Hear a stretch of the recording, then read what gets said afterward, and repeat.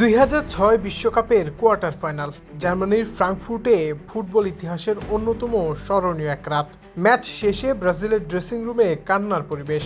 Ronaldo, Ronaldinho, কাকা, Cafu, Roberto Carlos তারকায় ভরা দলটি সদ্য বিদায় নিয়েছে বিশ্বকাপ থেকে। ঠিক তখনই জিনেদিন জিদান ঢুকলেন রোনালদোর সঙ্গে জার্সি বদল করতে।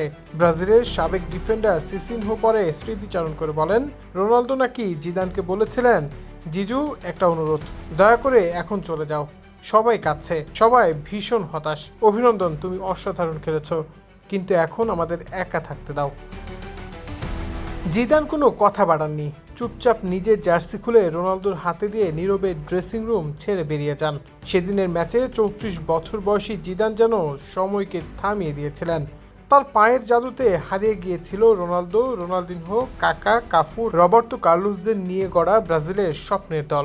এটি শুধু একটি জয় ছিল না, এটি ছিল ফুটবল ইতিহাসের অন্যতম সেরা ব্যক্তিগত পারফরমেন্সের একটি, যা আজও ভক্তদের স্মৃতিতে অমলিন।